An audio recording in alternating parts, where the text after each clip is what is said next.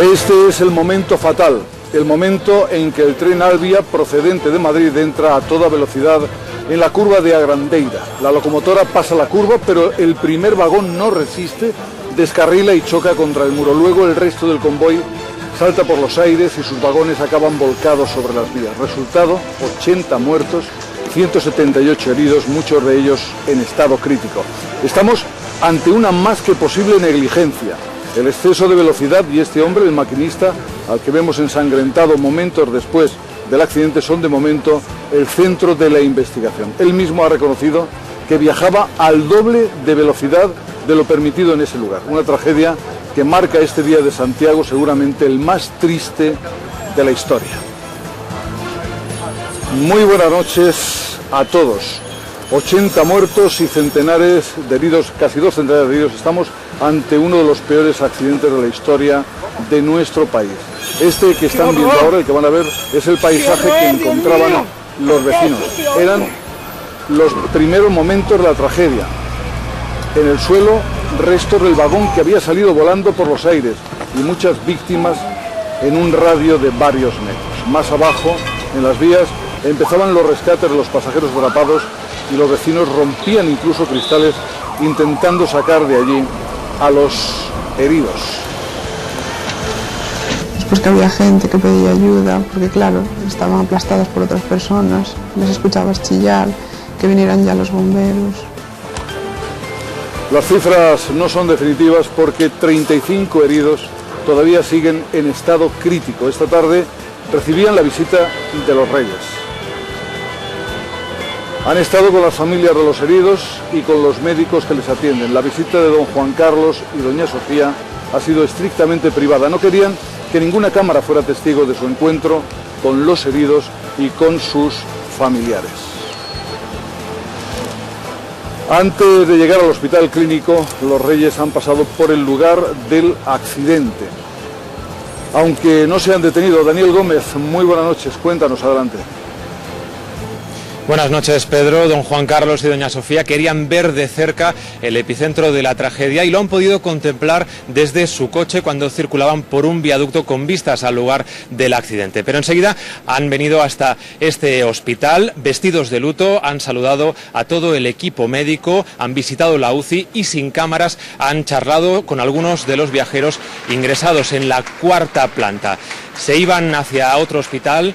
Lo han hecho entre aplausos, pero antes el rey ha querido pronunciar unas palabras de pésame. Ha dicho: hoy los españoles estamos unidos, estamos con las familias y con las víctimas, y a su manera ha pedido que se esclarezcan las causas del siniestro. Los Reyes bajan del coche y al primero que saludan es al alcalde de una ciudad, Santiago, que está sufriendo las consecuencias de un dramático accidente. Con él se detienen. A él le dan el pésame.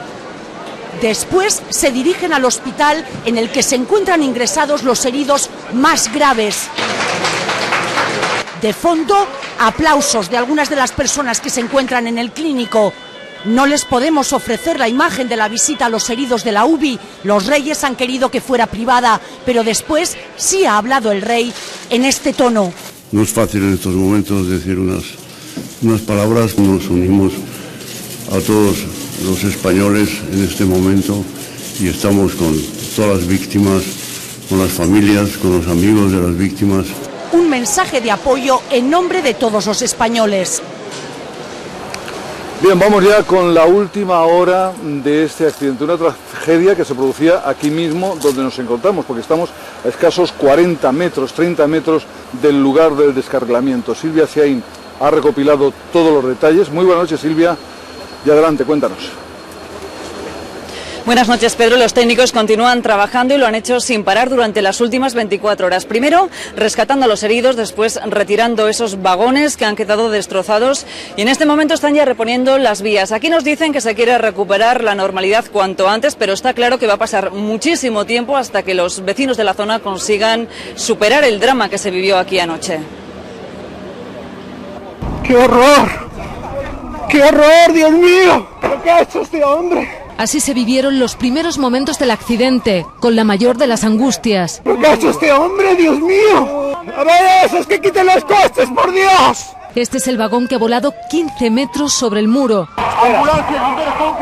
Los cadáveres yacen en el suelo, desperdigados.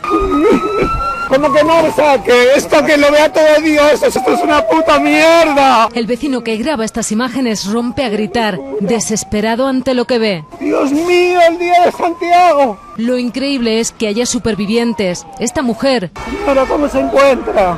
¡Que atienden a esta señora, por favor! ¡No se mueva! Quédese así. Y este grupo de viajeros, atendidos por los primeros equipos de emergencia.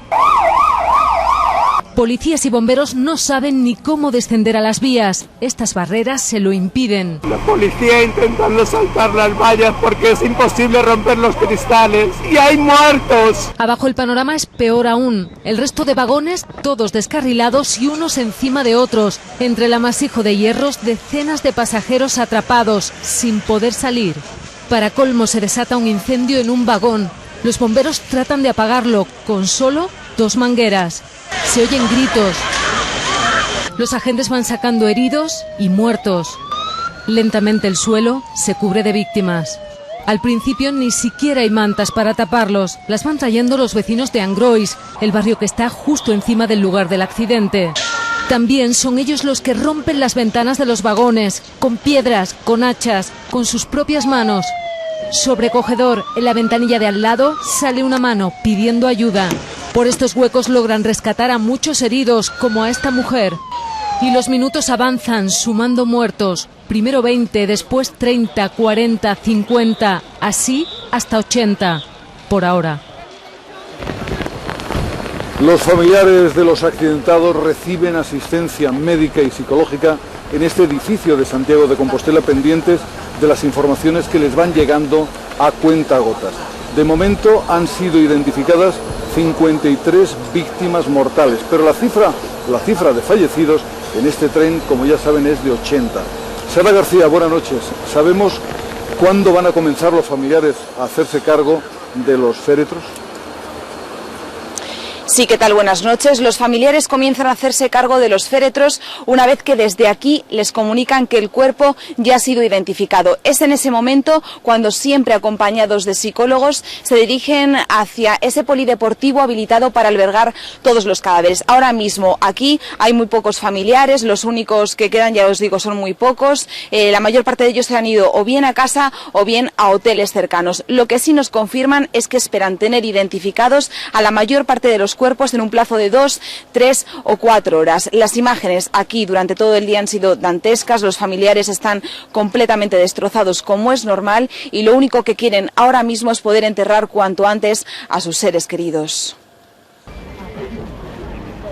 En el tiempo de la espera buscan consuelo. Son los que aguardan desde la noche, agotados por una búsqueda infructuosa. Preguntamos en todos los hospitales, no hay información de ellos, no aparecen en las listas. Aquí se congregan los familiares de aquellos que no aparecen en las listas de heridos. Sabemos que mi hermano está en un hospital en La Coruña y de mi padre y de mi hermano, y de mi padre y de mi cuñada sospechamos lo peor. Iban a Santiago para asistir a un bautizo. Detrás de cada lágrima, de cada expresión ausente, hay una historia trágica que se concreta en otro punto. Este pabellón multiusos habilitado como tanatorio. Desde aquí salen los cuerpos identificados por la policía científica para practicarles la autopsia en 2 hospitales. Este es uno de ellos.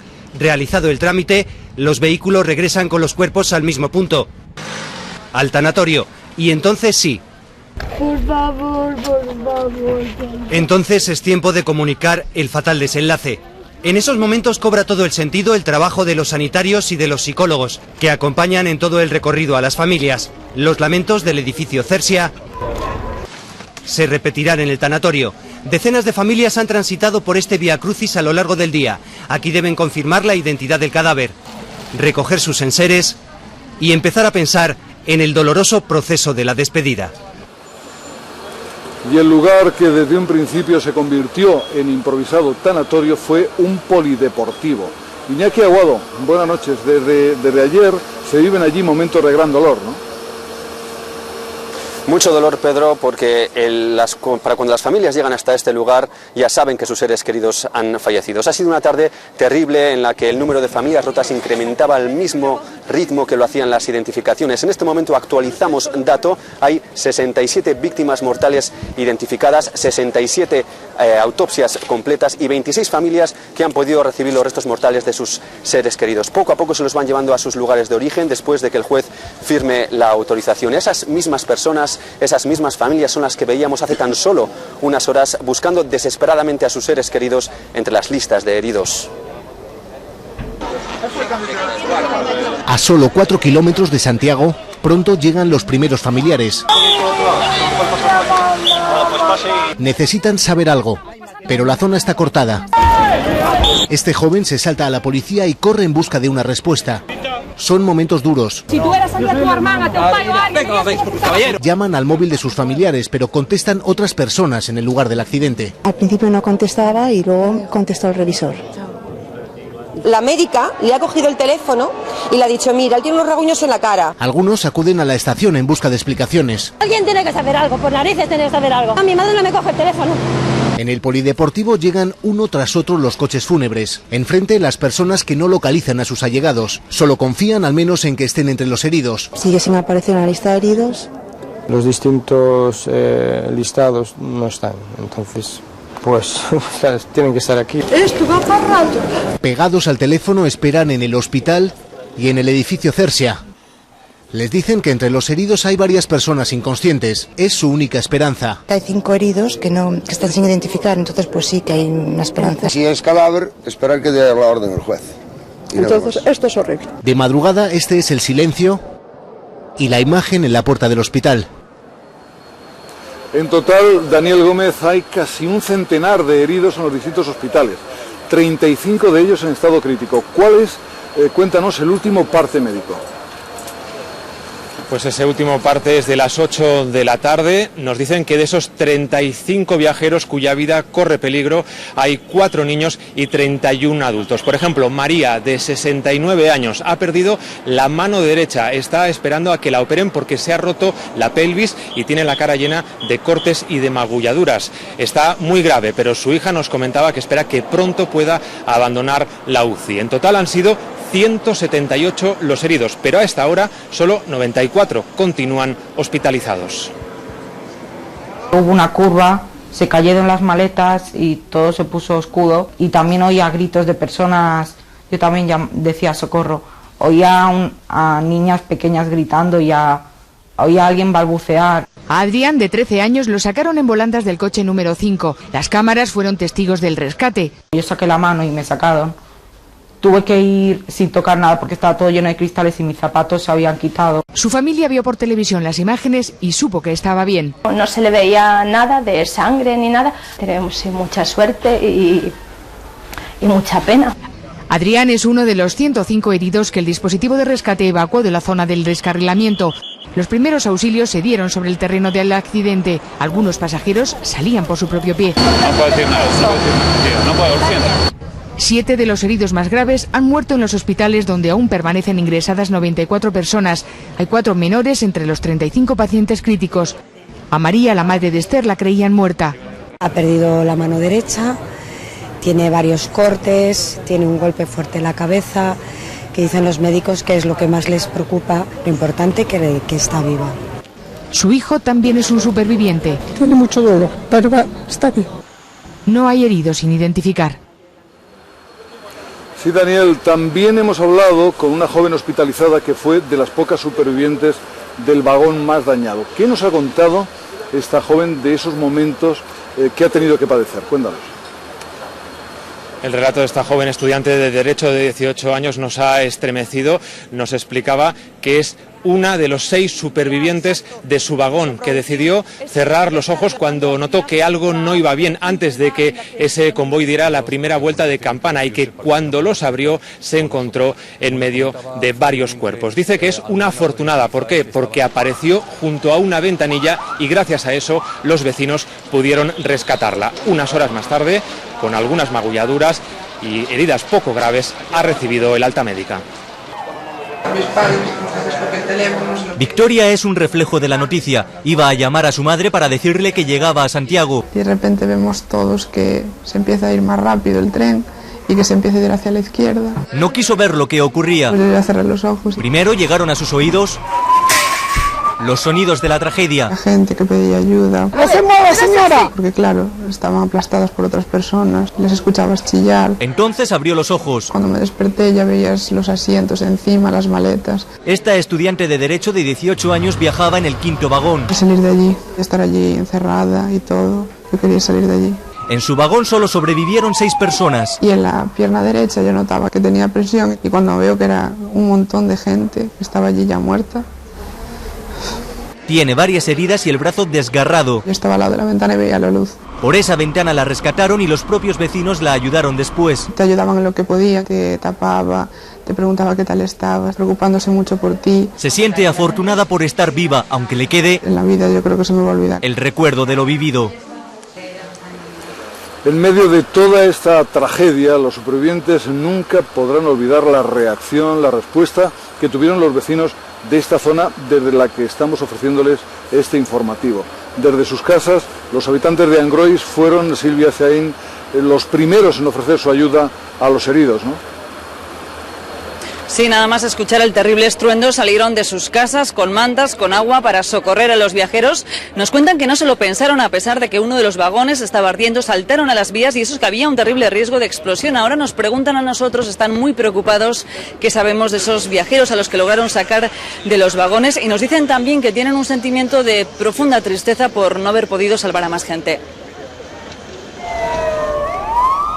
Fueron los primeros en ver el horror. Gente muerta, gente que grita de dolor, que es normal. Es que era una ratonada. Y no dudaron en ser los primeros en ponerse en manos a la obra. Reventamos alambradas por aquí arriba para que pudieran salir la gente que podía salir por su propio pie. Y te decían que hay más gente abajo, pero atrapada. Hicimos una cadena y sacando la gente. Ayudar a la policía a llevar a los vivos y a los que estaban muertos. Los restos del tren evocan el recuerdo de esas primeras horas. Una hora y media ahí sacando a toda la gente que pudimos. Impotencia en la peor noche de sus vidas. Para romper las ventanas del tren utilizamos de todo cuanto había, era imposible. Yo me corté por aquí, por varios sitios sangraba. Rompiendo cristales y eso. Y con mazas, con piedras, intentando ahí para sacar la gente que chillaba. Un esfuerzo a veces recompensado. Saqué a una niña, me había dicho que había perdido a sus padres, que no sabía dónde estaban. Entonces la intenté consolar, le dije que tenía unos zapatitos muy bonitos. Un pueblo movilizado. Uns trouxeron mantas, outros sábanos, alicates,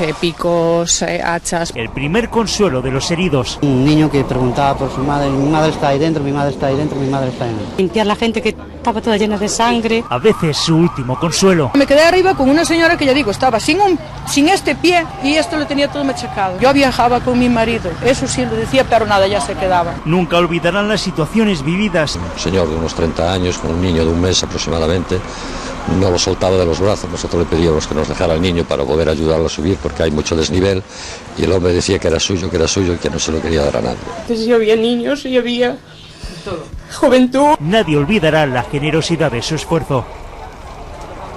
Mari estaba tendiendo la ropa cuando todo estalló justo al lado de su casa. Fue cuando vi como hacia aquí un ruido impresionante. Dios mío, es el tren, viene hacia aquí. Y me dice mi hijo, mamá, corre. Empezaron a caer piedras, tierra. El impacto fue contra mi muro, claro. Yo pensé que se nos metía en casa. Me acerqué al muro, vi que estaban sacando heridos.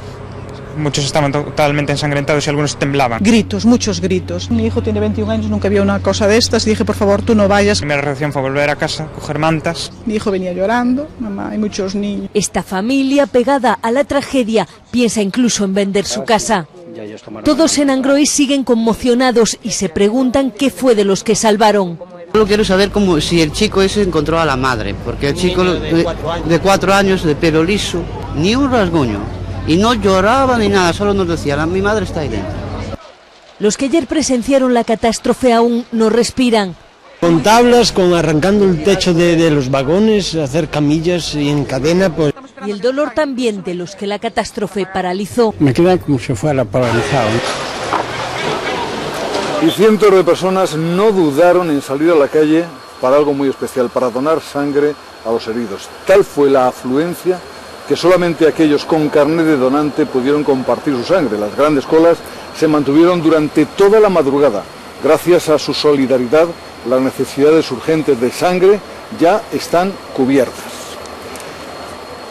A todos ellos, a los ciudadanos anónimos, a los policías, a los sanitarios que estaban fuera de servicio y acudieron a ayudar, les ha dado las gracias hoy el presidente Rajoy, que ha visitado a primera hora de la mañana tanto la zona de descarrilamiento como el hospital. Desde el puente de Agrandeira el presidente lo ha visto así. Vagones reventados por el impacto, dan idea de todo lo que pasó antes, convertido ahora en un terrible escenario. Es el día del apóstol más triste de mi vida. Amasijos, grúas y gente que no deja de trabajar. Gracias a todos. Funcionarios, técnicos, médicos, voluntarios, vecinos de Compostela. Ha sido muy reconfortante. Visita breve, comparada en el hospital y vuelta a Madrid. En Santiago se queda la ministra de Fomento y el presidente de Galicia, los dos sobre el terreno desde anoche, visiblemente emocionado. Nos vamos a acordar para siempre la noche. Hoy se le rompía la voz. Todo o poco choramos al intentar poner palabras para un sentimiento que solo se puede describir con vaguas. Es decir, lágrimas que le ha costado contener. Descanse en paz. Nuestra condolencia, nuestra tristeza. Eso es lo que ha querido transmitir a las familias de las víctimas y a los heridos el líder de la oposición. Alfredo Pérez Rubalcaba ha visitado también la zona del siniestro esta misma tarde. Lo ha hecho acompañado por la ministra de Fomento, Ana Pastor, y por el presidente de la Xunta, Alberto Núñez Feijóo. Y ahora empieza la investigación del siniestro, centrada en el exceso de velocidad y en el maquinista. De momento, Silvia Seín, el juez, ha ordenado a la Policía Judicial tomarle declaración, ¿no? Sí, la policía ya ha tomado declaración al maquinista, que continúa ingresado en el hospital, y en las próximas horas lo hará el juez, aunque ya ha dicho que va a esperar a que los cuerpos sean entregados a los familiares. Entre tanto, se intenta esclarecer la velocidad exacta a la que circulaba el tren por este tramo, que, como saben, está limitado a 80 kilómetros por hora. Según pasan las horas, cada vez está más claro que el convoy superaba ampliamente esta velocidad. El tren Albia entró en la curva a toda velocidad. La máquina la rebasó, pero detrás los vagones descarrilaron y golpearon contra el muro en el que apoya el puente. El maquinista chillaba por la radio. He descarrilado, el tren ha tomado la curva a 190, he descarrilado. El Albia 151 ha descarrilado, he entrado en la curva de Angrois a 200. Mientras se estrellaba también, repetía. Somos humanos, espero que no haya muertos porque caería sobre mi conciencia. El maquinista quedó herido con un golpe en la cabeza, pero tras ser rescatado, unos vecinos le ayudaron. El maquinista le ayudé yo y lo único que decía era, ¿por qué no moriría yo? ¿Cuánta gente muerta? No quiero ver esto, no quiero ver esto. Preguntaba por sus compañeros. Decía, ¿por qué no habría muerto él? El hombre, que llevaba 3 años haciendo la ruta Madrid-Ferrol, le dijo a la policía que era el responsable. Solo, como desesperado. Estaba muy destrozado. Muy destrozado, parece ser psicológicamente. 4 kilómetros antes de la curva, el tren Albia pasó de la vía de alta velocidad a la convencional. No debería haberlo hecho a más de 160. Además, tenía que aminorar la marcha en el túnel para llegar a la curva 80. Un descarrilamiento y que es posible que la velocidad haya tenido algo que ver con ello. El sistema convencional de seguridad de balizas tendría que haber avisado. El alfa te va indicando la velocidad que tienes que ir. Hubiera parado el tren si hubiera ido por encima de 200. Pero el maquinista no reaccionó. Es el propio maquinista del Albia siniestrado quien reconoce a través de la radio que tomó la curva a 190 kilómetros por hora. Como han escuchado, se trata de una curva muy peligrosa cuando se toma a una alta velocidad. Este tren está entrando en la fatídica curva de Agrandeira a la velocidad adecuada, como mucho 80 kilómetros hora. Unos metros antes, balizas de seguridad para que el tren reduzca la velocidad. Pero el tren no aminoró y descarriló. ¿Qué ocurre si un tren circula con exceso de velocidad? Hay sistemas de alarma más sofisticados en la alta velocidad y más sencillos en la convencional.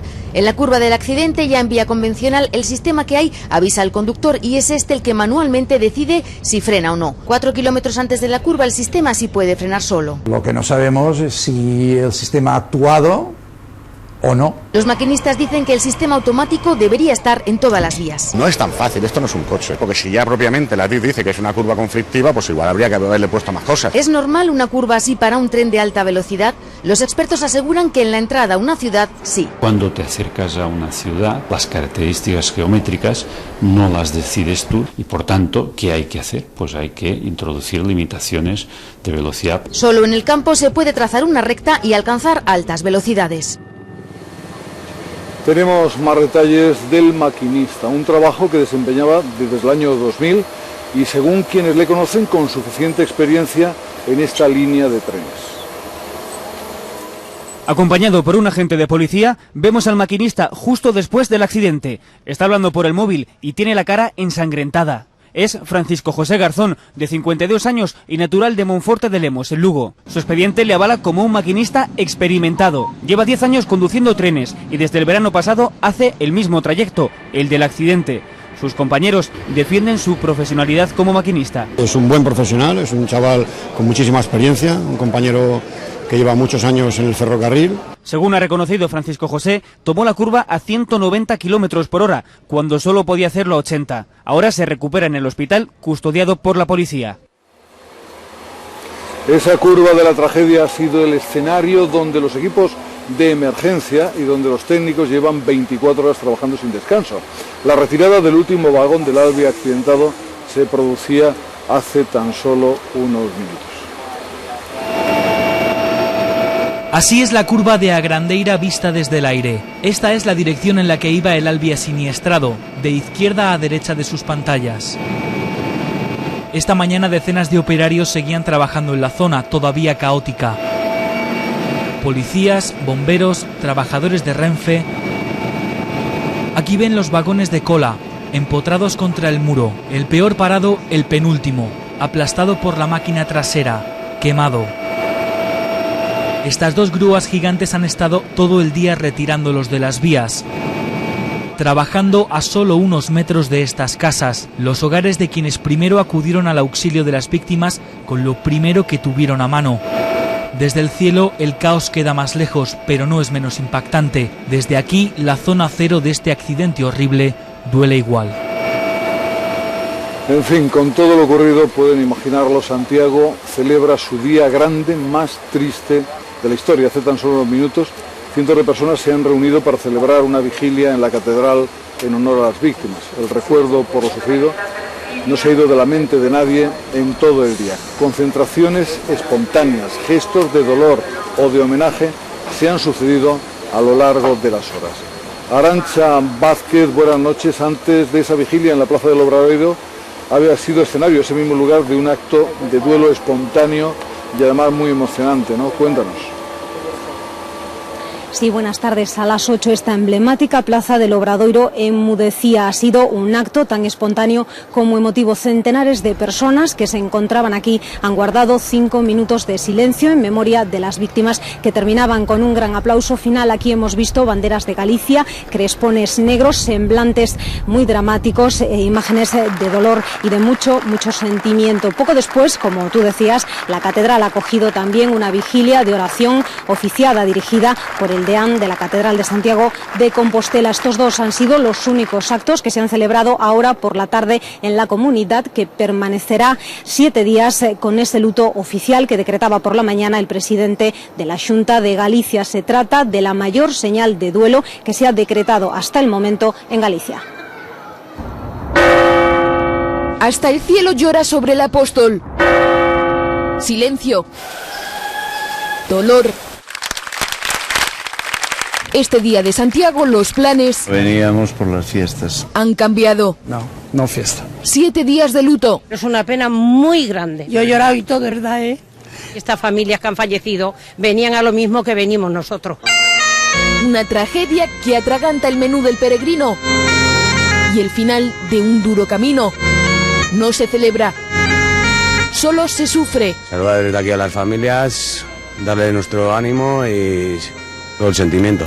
Venías con ilusión y ha cambiado bastante. Rezar, pues hoy con muchas más ganas. Rezamos por los fallecidos, rezamos por los heridos y compartimos el dolor de los familiares. Dolor compartido en la plaza del Obradoiro. Concentración espontánea. Con el corazón encogido y los aplausos a flor de piel. El dolor de la tragedia se siente en toda España. A lo largo del día han sido numerosas las instituciones, los gobiernos autonómicos que han querido guardar un minuto de silencio para honrar a las víctimas de este accidente ferroviario. De distintos puntos del país, también los ciudadanos han querido expresar su apoyo a los familiares de heridos y fallecidos. Especialmente sentida está siendo esta noticia a 1000 kilómetros de la tragedia, en San Fernando, en Cádiz.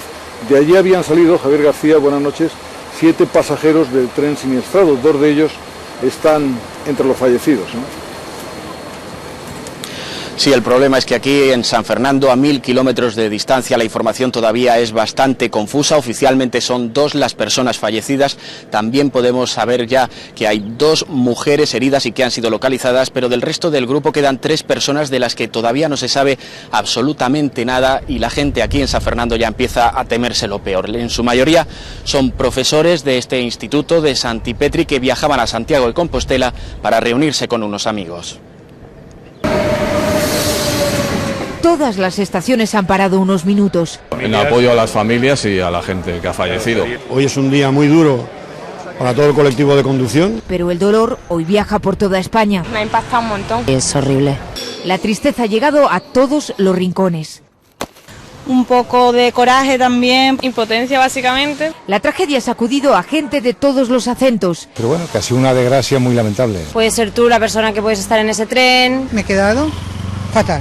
No hay palabra para expresar dolor, ¿eh? Sin palabras en Madrid, en Barcelona, en Sevilla, banderas a media asta por todo el país. Silencio también en el Congreso. Juntos han manifestado su pesar todos los diputados y trabajadores. Qué duro es arrancar de nuevo. Y a las 20:41 de la tarde, que es la misma hora en que se producía el accidente, en la misma hora en que descarrilaba el tren, decenas de personas se unían, se concentraban en la estación de Santiago. Pasajeros y vecinos de la ciudad han parado durante unos minutos para recordar, como están viendo, a las víctimas del accidente. Al final, un gran aplauso era una forma de muestra del gran dolor que todos estaban sintiendo por lo ocurrido. Y junto al duelo está el alivio de los viajeros que estuvieron a punto de montarse en ese Alvia Madrid-Ferrol y que no lo hicieron. Alba Lago, buenas noches. Pasajeros habituales de ese tren, pero que ayer, por distintos motivos, se quedaron en tierra. Así es, y hoy concretamente eran los que se mostraban más angustiados aquí en la estación de Chamartín, en la estación de origen, que hoy también está de luto. Algo que podemos apreciar en las zonas de espera, donde se aprecia un silencio muy poco común en una estación, y en los rostros de preocupación y tristeza de los que subían hoy a esos 3 Alvias que partieron hacia Ferrol. Varias de estas personas, como bien decías, Pedro, que han viajado hoy, tenían como primera opción el tren de ayer. Hoy en Chamartín los viajeros iban un poco más callados de lo habitual.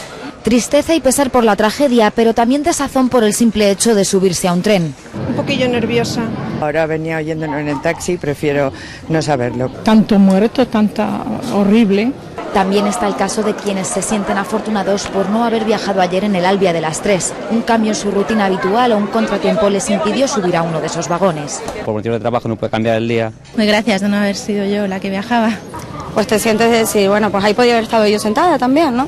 A efectos prácticos, la actividad en Chamartín es la de siempre. Los horarios son los mismos, los pasajeros recorren los andenes con mayor o menor premura y hay trasiego de equipajes. La vida sigue. Todos los días circulan muchos trenes, muchos aviones, muchos coches. Hay accidentes. La única diferencia es una variación en el itinerario entre Madrid y Ferrol, consistente en un transbordo a la altura de Orense.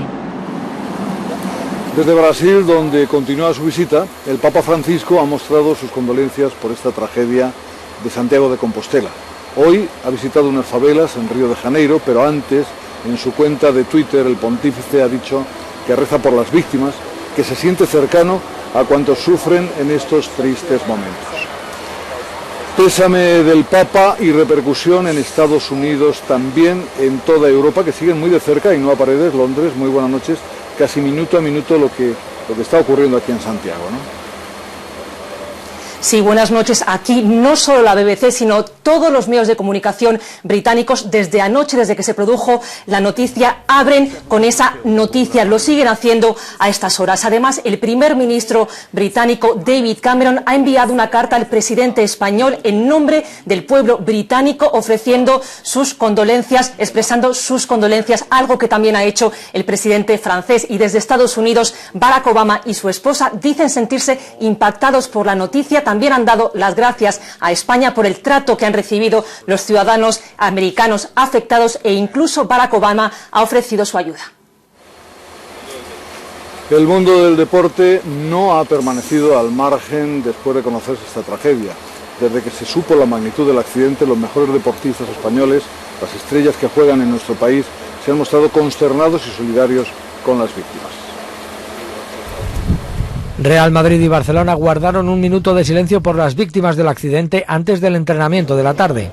Lo mismo hizo el Celta antes del pitido inicial en su amistoso contra el Coruso. Multitud de deportistas, clubes e instituciones han mostrado su apoyo a los accidentados y a sus familias, tanto a través de las redes sociales como en sus intervenciones ante los medios. En nombre del club, transmitir a los familiares nuestra solidaridad, los heridos que se recuperen lo antes posible. Desde el Villarreal, dar el más ánimo y el sentido pésame a las víctimas. Doy también mis sentimientos también a las familias de toda esa gente que ha sufrido. Pero a nadie del mundo del deporte le ha tocado tan de cerca como al deportivista Juan Domínguez.